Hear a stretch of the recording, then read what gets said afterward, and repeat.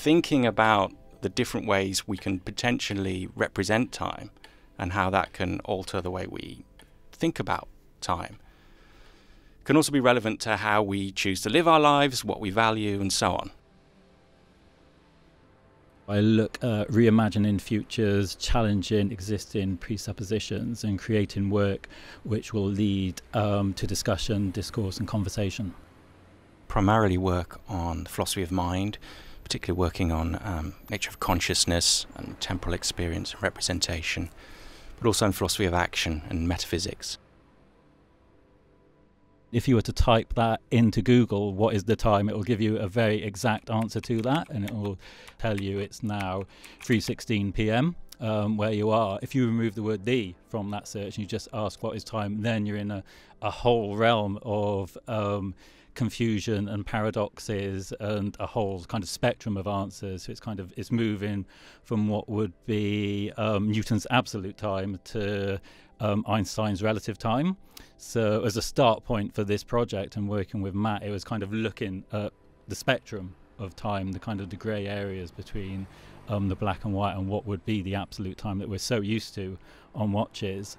And that was kind of the core idea for the start of this project as a designer for me, is that we can then challenge the presumptions of when we look at time, how it is visualized and how it's measured and how it's designed, and then how we can start to play with that.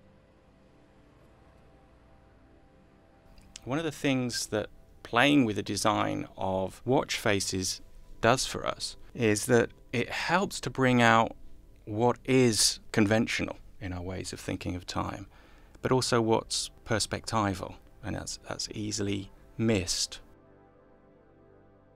What the project will, when it's represented in its final showcase, is essentially 10 watch faces, and they're embedded into smartwatches, so it's digital watch faces, and each one of them is featuring a different design for time. So it's the classic circular clock or watch face, so that's consistent between them, and then how that is visualized differs for each. One of the first ones I actually did just very simply kind of splits the watch face into day and night, so when the hand gets into the darkness of night, it will completely disappear. So this is it's quite a poetic statement in itself, and it's looking at the mystery of night compared to the clarity of day.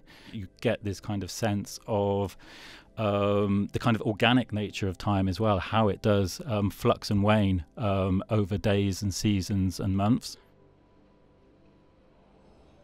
There is such a thing as the rate at which time passes. That depends on your experience of time, whether it's passing in a way that's urgent and rushed or not. So there's a way in which the depiction of the slower movement of time can make one feel that time isn't passing at such a fast, urgent rate. So it's a nice contrast piece with a latency, where there's one's given the impression that time is flowing on at a pace and one has to keep up. Whereas, of course, it's not flowing at any rate at which one has to keep up. And the way we experience time, the way we exercise our agency over time is really up to us. Everyone's got their own kind of different value of time, and if you ask people about that becomes then such a rich conversation.